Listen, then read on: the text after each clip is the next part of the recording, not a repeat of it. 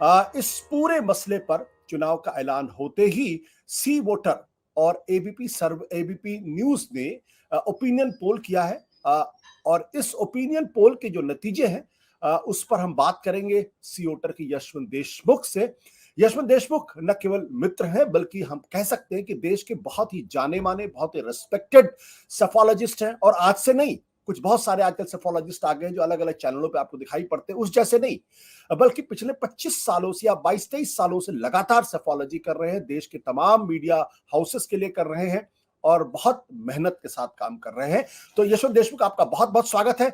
लेकिन दर्शकों को जानकारी देने के पहले मैं इस सर्वे की कुछ बुनियादी बातें बता देता हूं।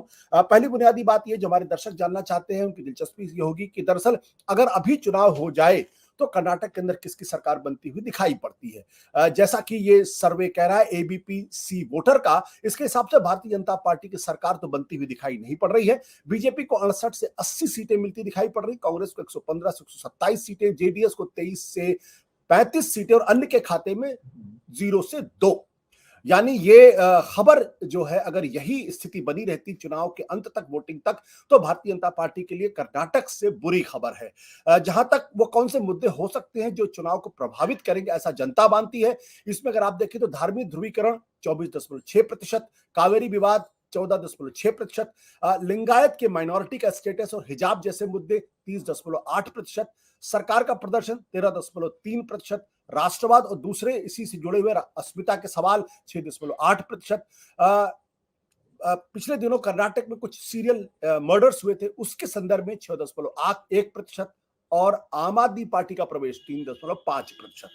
लेकिन जो महत्वपूर्ण चिंता का प्रश्न है वो ये कि कर्नाटक के अंदर वो जमीनी मुद्दे कौन से हैं। बेरोजगारी, लगातार पिछले 5 सालों से बेरोजगारी पहले नंबर पर लगातार बना रहता है। लगभग तमाम सर्वे में 29.9% की सबके लिए सबसे बड़ा मुद्दा है। बिजली, पानी, सड़क 21.5% के लिए।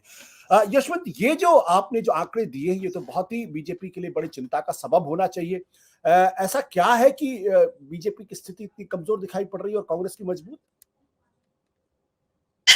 तो बेसिकली एंटी इनकम्बेंसी का मसला बहुत ज्यादा है। और दूसरी बात यह है कि 5 साल पहले के भी जो विधानसभा चुनाव हुए थे उसमें ये बात ध्यान रखने लायक है कि बीजेपी को दरअसल लगभग बहुमत मिला था, लेकिन स्पष्ट बहुमत जो क्लैरिटी के साथ में कहते हैं वो नहीं मिला था। पिछले विधानसभा में और पिछले लोकसभा चुनाव के बीच में एक जरूर बड़ा फासला मैं कह सकता हूं, क्योंकि बीजेपी ने लोकसभा 2019 में लगभग एक तरह से 26 सीटें 28 में से करके स्वीप कर लिया था। तो लोग बेसलाइन अक्सर उस लोकसभा की मानते हैं, जबकि हकीकत यह है कि हम लोग बहुत डिस्कस कर चुके हैं, भारत में स्प्लिट वोट है। अब लोग विधानसभा और लोकसभा के चुनाव को अलग अलग तरीके से देखते हैं और उस नाते अब आप ये मान के चलिए कि अब बहुत ज्यादा लोग उसे वैसे नहीं देखना चाहते कि क्या अलग अलग मसलों के ऊपर अलग अलग जगहों पे क्लैरिटी है लोगों के वोट में। लोगों ने राज्य सरकार का जो आकलन किया है वो बड़ा नेगेटिव आकलन है, उसको लेकर लोगों के अंदर खुशी नहीं है।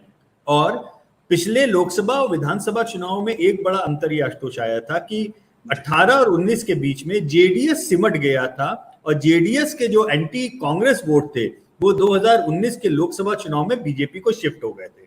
हमारा ट्रैकर ये बता रहा है कि 2019 में जो वोकालिगा और बाकी वोट जेडीएस के बीजेपी को शिफ्ट हुए थे वो वापस अब जेडीएस की ओर जा रहे हैं, क्योंकि ये लोकल इलेक्शन है, ये राष्ट्रीय इलेक्शन नहीं है।